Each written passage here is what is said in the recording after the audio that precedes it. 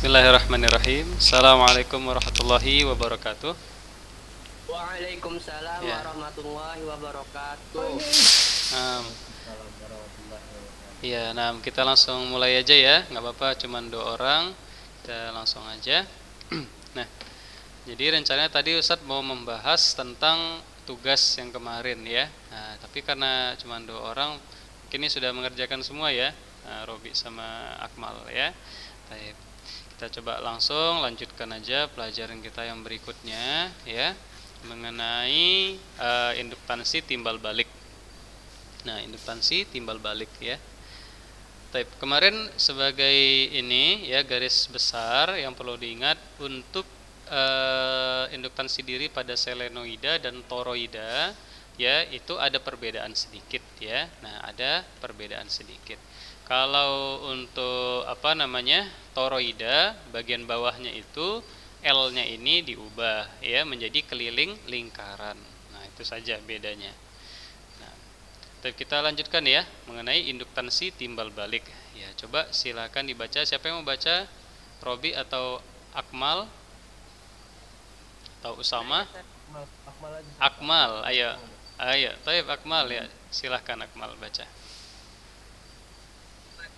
Induktansi timbal balik atau induktansi silang. Gambar 5.9 menunjukkan 2 buah kumparan yang saling berdekatan. Apabila hambatan geser R, rheostat digeser-geser, maka akan menyebabkan arus diferensial I atau diferensial T yang melalui Per kumparan primer DI1 per DT. Ya, Sat? DI1 tadi kan rheostat digeser-geser menyebabkan arus DI1 per DT. Itu angka 1 itu ya, Sat? Iya betul, angka 1 DI1 ya. Bukan I itu, Sat? Itu bukan DI. Di bawahnya kan ada 1. 1. Satu tuh di bawahnya tuh. Nah, santai. Tuh, iya, Akmal. Iya, agak kecil ya, coba Ustaz besarkan ya. Tuh, ini, sebentar ya. Ya, agak besar sedikit. Nah, ya Akmal, lanjut Akmal. DI1 per DT. DI1 per DT yang melalui kumparan primer 1 akan berubah. Perubahan arus ini akan menyebabkan perubahan flux magnetik diferensial apa sih? Yang mana? Apa itu? Lupa nak baca. Coba ulang. DPSI, PSI, PSI.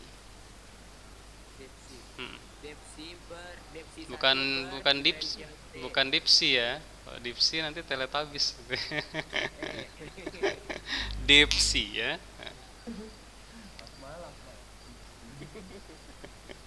pada kumparan primer 1. Akan tetapi perubahan flux magnetik ini juga dialami oleh kumparan sekunder 2. Sehingga pada kumparan timbul GGL induksi sebesar, itu dia rumusnya. Iya, dibaca. Epsilon 2 sama dengan minus N2 per diferensial dikali diferensial depsi 1 per diferensial T, atau epsilon 2 sama dengan minus M kali diferensial I1 per diferensial T. Hal ini juga berlaku untuk sebaliknya. Jika pada kumparan sekunder terjadi perubahan arus diferensial I1 per diferensial T, maka I2 DI2 per DT. DI2 per DT, maka akan terjadi perubahan flux magnetik pada kumparan sekunder.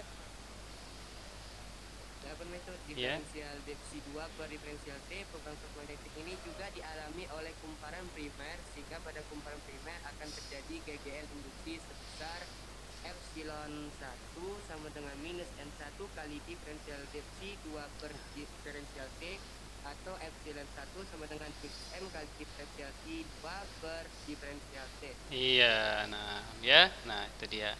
Baik, kita coba bahas ya mengenai induktansi timbal balik ya, atau induktansi silang ya. Nah, tadi sudah dibaca ya. Nah, bahwasannya induksi timbal balik ini adalah keterkaitan antara 2 buah arus ya. Nah, ada kumparan primer dan ada kumparan sekunder. Sekarang kita lihat di sini ya, gambar 5.9 ini ya, induktansi silang antara dua kumparan. Ya, nah kita lihat di sini ada dua kumparan ya. Ada kumparan yang satu, ini bentuknya selenoida ya. Nah, kumparan yang satu, kemudian di sebelahnya ada kumparan yang kedua. Nah, ini saling mempengaruhi ya. Ini saling mempengaruhi. Nah, sekarang kita lihat ya, di atasnya lagi kita lihat menunjukkan dua buah kumparan yang saling berdekatan ya, saling berdekatan ya. Apabila hambatan geser atau reostat digeser-geser ya, maka akan menyebabkan arusnya apa? DI1 ya per dt ya. Nah, maksudnya apa? DI1 per dt itu maksudnya dt itu adalah daerah waktu ya, daerah waktu. Nah, kemarin sudah kita bahas kalau ada huruf D kecil itu menunjukkan daerah ya, atau diferensiasi atau diferensial ya. Nah, artinya apa? Awalnya misalnya arusnya 5 ampere ya. Ketika digeser reostat, nanti kita coba gambarkan reostat itu seperti apa ya. Reostat, maka dia naik ya, naik terus misalnya selama 2 detik misalnya ya. Nah, ini ada daerah waktu ya, dari 0 sampai 2 detik, sampai detik kedua. Nah, ini disebut dengan dt ya. DI-nya juga ada, yang mana perubahannya dari 5 menjadi 10 misalnya ya, kenaikannya 5. Nah, itu daerah perubahannya ya, DI1 ya per dt ya. Nah, itu dia yang melalui kumparan primer ya. Nah, melalui kumparan primer akan berubah ya. Nah, perubahan arus ini menyebabkan perubahan flux magnetik. Nah, perubahan flux magnetik. Flux magnet kemarin apa simbolnya flux magnet? Siapa yang tahu? Flux magnet. Iya, flux magnet. Arti dari flux magnet dulu ya, apa? Magnet, San. Apa? Medan magnet? Daerah yang apa namanya? Yang berada di pengaruh magnet. Iya, betul sekali ya. Flux magnet adalah garis-garis medan magnet ya. Nah, garis-garis yang mempengaruhi kemagnetan ya. Baik. Ya. Berikutnya ya. Berikutnya kita masuk ya.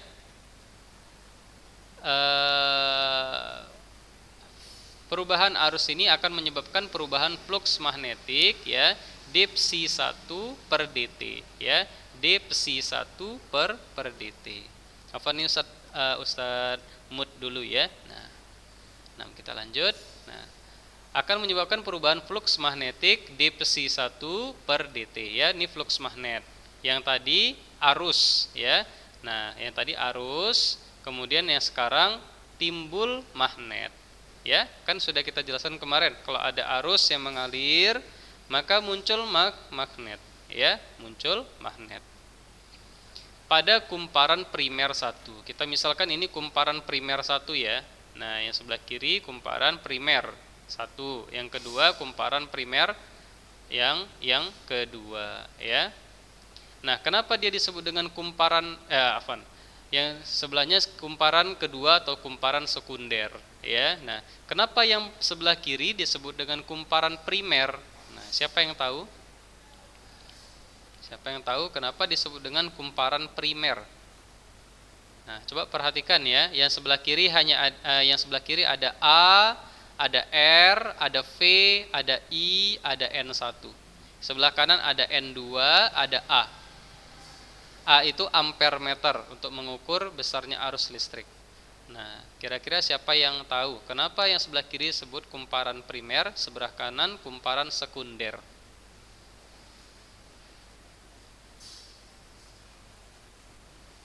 Satu tunjuk. Iya, Robi. Iya. Nanti diawali arus induktansi. Apa tadi? Arus induktansi diawali Iya. dari kumparan yang ini bisa dan primer. Iya, betul sekali ya, betul ya. Nah, karena kalau tidak ada yang sebelah kiri, maka kumparan yang kedua tidak akan ada manfaatnya ya. Maka dari itu munculnya induksi ya, arus induksi dikarenakan adanya kumparan yang sebelah kiri. Iya, bagus sekali ya, Robi. Insyaallah barakallahu fik ya. Taib. Nah, sekarang kita lanjutkan, kita baca lagi. Perubahan arus ini menyebabkan perubahan fluks magnetik pada kumparan primer 1 ya. Akan tetapi perubahan fluks magnetik ini juga dialami oleh kumparan sekunder atau yang kedua ya. Sehingga pada kumparan timbul GGL induksi sebesar, nah kita lihat di sini epsilon 2 ya. Ini epsilon ini GGL ya, gaya gerak listrik ya. Yang kedua sama dengan minus N2 dikali d psi 1 per dt ya, dikali d psi 1 per dt. Nah, lihat di sini ya. Epsilon 2 Ustaz besarkan ya. Ustaz besarkan. Nah, epsilon 2 ya. Nah, sama dengan minus N2. Lihat ya. Indeksnya 2, yang ini juga 2, N2 epsilon 2. Kemudian dikali d psi 1. Nah, psi-nya 1. Kenapa? Karena ya psi 1 ini merupakan fluks magnet dari kumparan primer yang sebelah kiri. Ya. Nah, jadi dia karena ada arusnya, dia ngasih, lihat ini ada garis-garisnya ya. Ada fluks magnetnya. Ini fluks magnet punya siapa ini? Punya yang sebelah kiri ya. Punya yang sebelah kiri. Nah, ya. Jadi kita ini sedang cerita tentang apa yang terjadi pada keduanya ya, mereka saling mempengaruhi ini. Ya. Nah, jadi kan kalau misalkan kita gambarkan ya.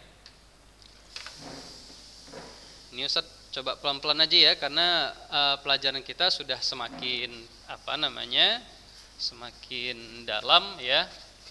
Jadi kita harus memahami ya pelajarannya perlahan-lahan.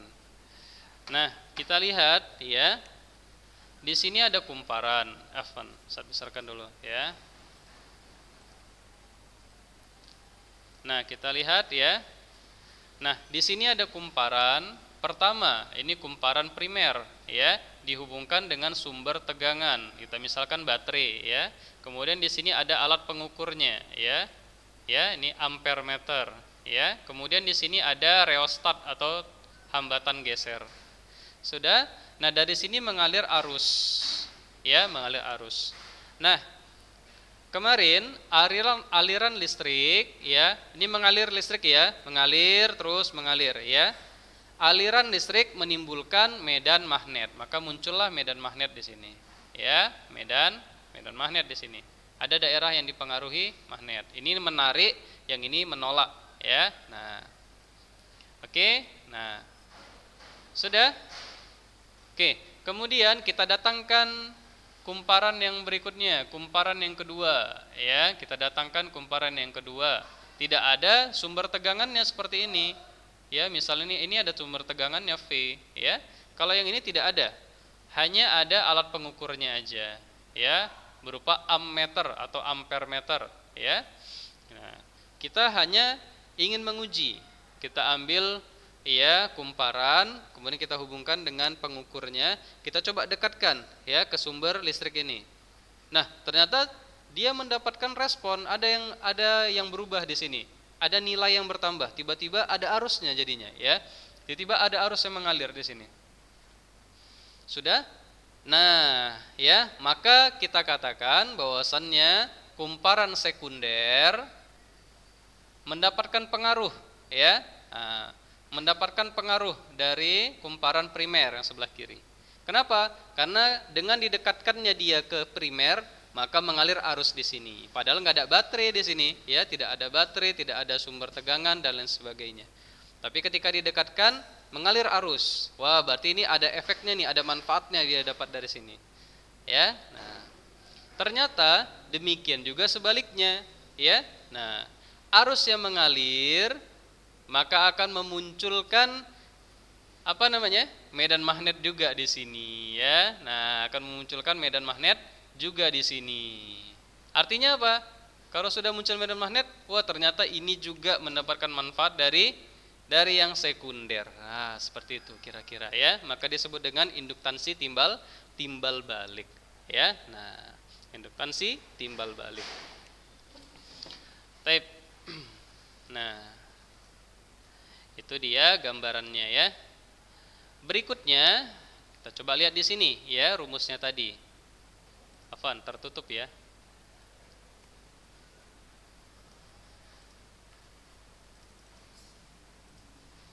Nah, kita coba lihat di sini ya. Nah, untuk epsilon 2 ya sama dengan minus N2 ya. Epsilon 2 sama dengan minus N2 dikali depsi 1 per dt ya. Ingat ya, berarti sudah tahu di sini dari mana depsi satunya.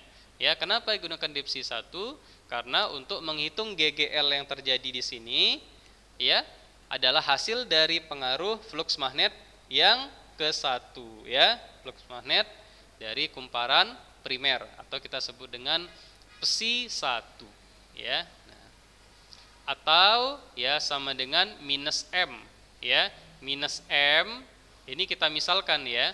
Nah, kita misalkan apa namanya ya? N2-nya ini kita misalkan dengan M ya. Nah, kita anggap dia apa namanya? Kalau mau kita ini mau membuat simbol yang lain ya, simbol yang lain untuk kumparan. Nah, kumparan kan N ya. Nah, kumparan N.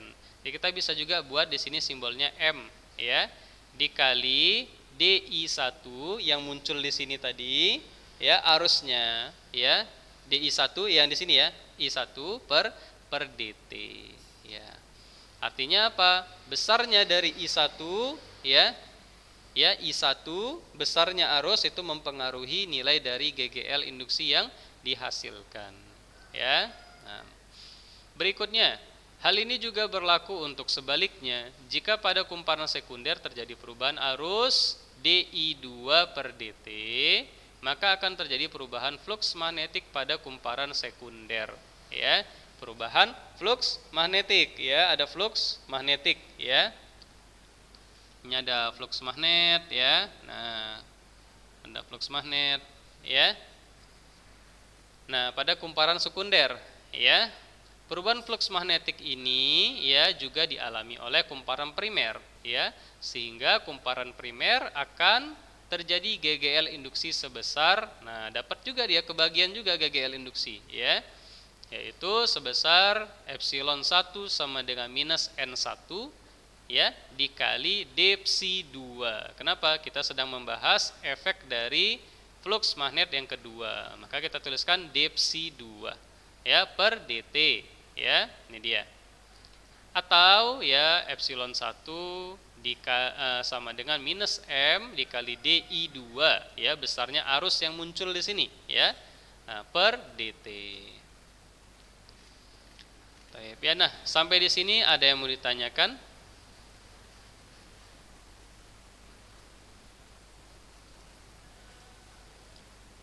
Ada yang mau ditanyakan sebelum kita lanjut?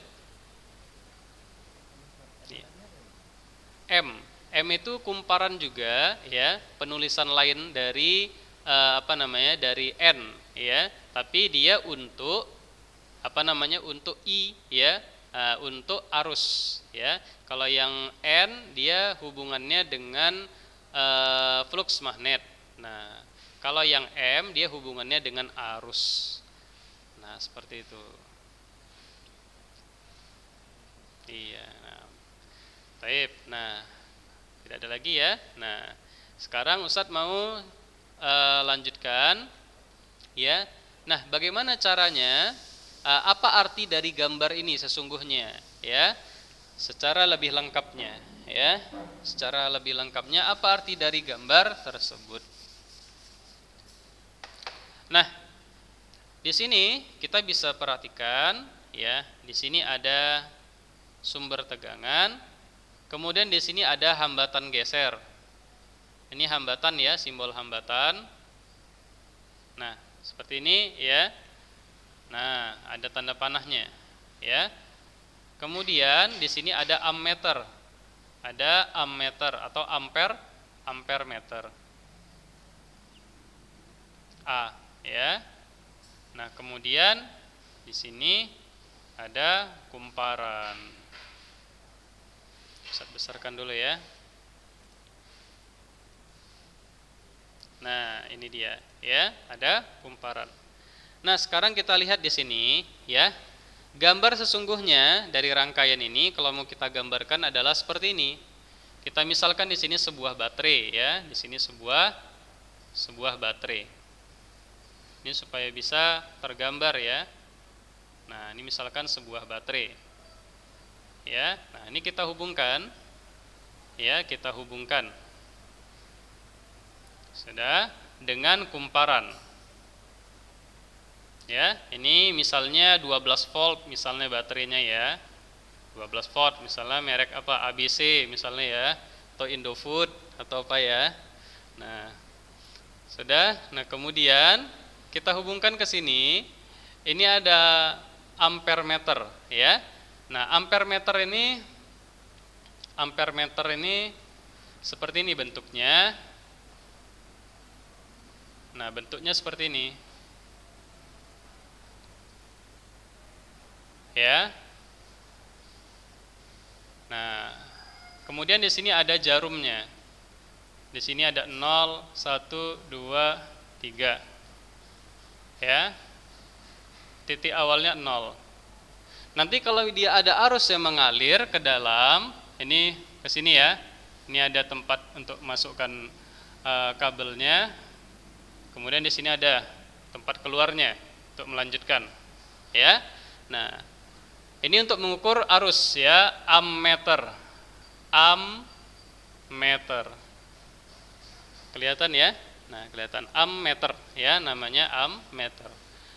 Nah, kemudian masuk ke tahanan geser ya atau rheostat. Biasanya bentuknya bulat seperti ini. Ya. Bulat seperti ini biasanya bentuknya. Ya. Nah, seperti ini dia.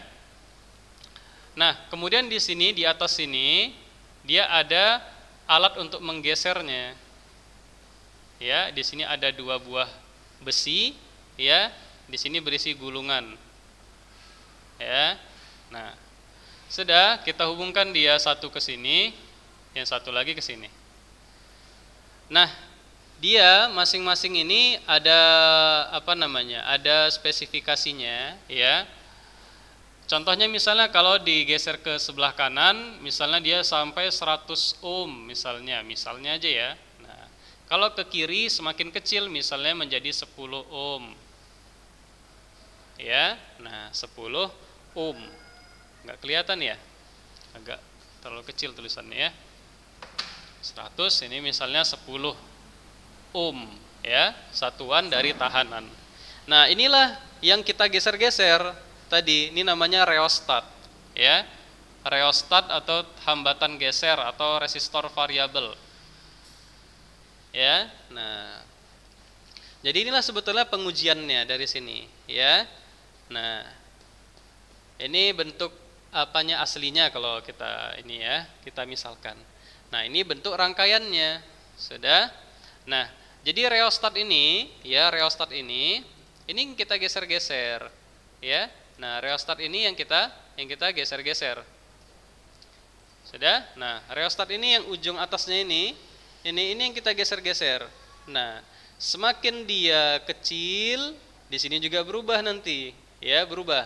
Misalnya kita set seperti ini, kemudian naik dia set full misalnya 3. Kita perkecil atau kita perbesar ya. Nah, dia nanti berubah, ya. Berubah dia set. Nah, perubahan arus ini yang naik turun ini itu akan mengubah juga flux magnet di sini, ya, mengubah flux magnet. Kemarin kan sudah kita jelaskan ya, bahwasannya untuk membuat listrik induksi ya dari magnet adalah dengan cara mengubah flux magnet, ya. Contoh misalnya, ya, di sini kita buat kumparan, ya, kita buat kumparan. Mana yang nampak ya di sini kumparan. Ini ada kumparan, ya. Nah, kita ambil sepotong magnet, ya, sepotong magnet.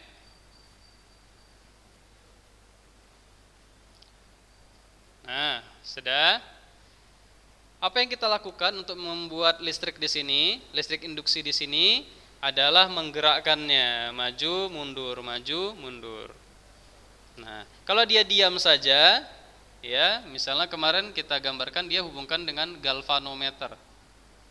Galvanometer. Kalau dia diam saja, maka dia seperti ini saja, tidak ada arusnya muncul. Ketika kita gerakkan maju mundur, maka dia mulai dia ada arusnya, menunjukkan ada gerakan arus listrik. Nah, ya, maka dari itu di sini juga sama seperti itu. Ya, kalau kita mau buat arus timbal balik, maka yang kita lakukan harus mengubah-ubah tahanan gesernya. Ini yang kita rubah. Ya. Nah, ya, kita geser-geser sehingga flux di sini yang besar kecil, besar kecil, besar kecil. Sudah? Paham ya? Nah, di sini seolah-olah kita sedang menggeser-geser magnet.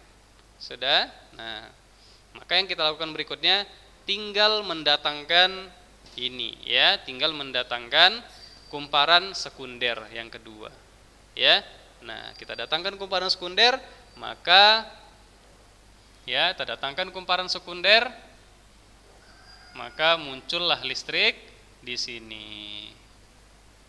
Seperti itu kira-kira. Nah, kira-kira bisa dipahami. Nah, ada yang mau ditanyakan? Silakan.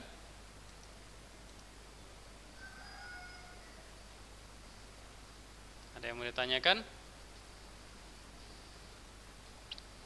Paham ya? Ya, Usamah tadi, Usamah. Silakan Usamah. Usamah dari Siantar. Wah, jauh nih ya, Usamah. Luar kota ini, Usamah ya. Insyaallah. Qatar.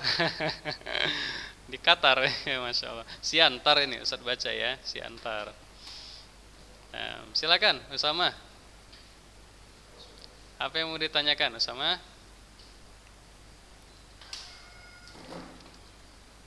Mana Usamah? Suaranya kurang ini terdengar sama? Suaranya kurang terdengar Usamah?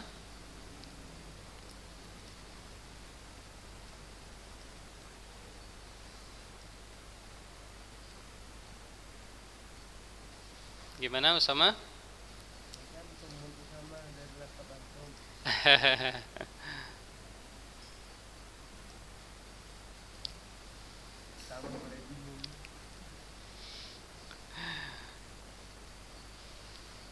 Sama mana suara antum sama? Kami ingin dengar. Ada rindu ya? Ada rindu Akmal. Boleh di chat sama? Boleh di chat. Kalau kira-kira apa? Oh, Afan. Oh, salah ketik nggak sengaja. Iya, nah, nggak apa. Lagi ngetik ya? Iya, silakan. Sambil nunggu Usama, yang lain ada yang mau bertanya? Iya. Hubungan antara gambar 1, 2, 3 tadi. Gambar Bawah, yang atasnya ada reostat, alhamdulillah ada. ini paham ya? Yang ini? Iya. Oh, baik. Ya. Kalau yang gambar 1 tadi apa ya? Ada pergerakan magnet biar ada reaksi dari galvano. Iya, betul. Yang gambar 2, 3 tadi apa? Oh iya, coba saya ulang ya. Nah. Oke, silakan perhatikan depan ya. Nah, ya. Nah, di sini ya. Jadi intinya adalah rangkaian ini ya. Awalnya dari rangkaian ini. Jadi konsep kita sebetulnya yang ini ya. Nah, konsep kita adalah yang ini tentang induksi magnet ya, induksi magnet. Jadi kita kan di sini kemarin menggerak-gerakkan magnet ya, menggerak-gerakkan magnet untuk mendapatkan arus listrik ya. Nah, jadi kan pelajaran kita ini kan dua ya. Pertama menggunakan listrik untuk memunculkan magnet. Nah, kemudian yang kedua yang sekarang sedang kita bahas menggunakan magnet untuk memunculkan listrik. Nah, sekarang kita mau membuat seperti ini ya, menggunakan magnet ya, memunculkan listrik. Sudah? Nah, sekarang ya, gimana caranya kita buat 3 tahap ya. ada listrik, ada magnet, ada listrik lagi. Caranya seperti ini. Nah, ya, caranya seperti ini. Kita alirkan dulu listrik, sudah muncul magnet ya. Nah, muncul magnet. Nah, kita mau datangkan listrik yang lain lagi, tapi kita nggak punya sumber tenaga lagi, kita nggak punya baterai lagi. Caranya gimana? Caranya kita gunakan tahanan geser. Kita geser-geser, ya, kita geser-geser, sehingga flux magnet di sini berubah, ya, pendek besar, pendek, ya, kecil besar, ya. Nah, ini seolah-olah seperti yang ini, seperti magnet ini, ya. Ya, maju mundur. Iya, betul, betul, ya. Maju mundur, maju mundur. Nah, seperti yang ini, ya. Besar kecil, besar kecil. Sudah? Makanya dari rangkaian rheostat itu bisa memunculkan rangkaian baru lagi. Iya. Sekunder. Iya, betul, betul. Berarti rangkaian sekunder tinggal yang mana? Tinggal munculkan aja. Datangkan lagi yang seperti ini. Itulah dia rangkaian sekunder. Nah, barulah muncul dia listrik lagi di sini. Gitu dia. Paham ya? Nah, ya. Sama aja, Ustaz. Rumusnya sama aja. Oh, rumusnya. Kalau rumusnya yang ini. Rumusnya yang ini tadi yang kita jelaskan. Bedanya ya epsilon 1 n, kalau yang kemarin epsilon 1 n1 depsi 1 per dt. Kalau yang timbal balik ini epsilon 1 sama dengan minus n1 dikali depsi 2. Nah, itu dia bedanya. Nanti coba Ustadz share ya slide-nya PDF-nya ini ya, lembar-lembarannya ini ke antum ya. Taib, nah karena waktunya sudah habis ya, mungkin insya Allah minggu depan kita masih materi yang ini juga untuk lebih pahamnya lagi ya. Jadi coba nanti Ustadz share diulang-ulang ya, dibaca-baca di rumah. Taib, mungkin ini saja yang bisa kita pelajari untuk hari ini. Insya Allah kita sambung lagi minggu depan ya. Saya tutup dengan doa kafaratul majelis. Subhanakallahumma bihamdika asyhadu an la ilaha illa anta astaghfiruka wa atubu ilaik. Assalamualaikum warahmatullahi wabarakatuh. Jazakumullahu khairan ya. Ya, assalamualaikum warahmatullahi wabarakatuh.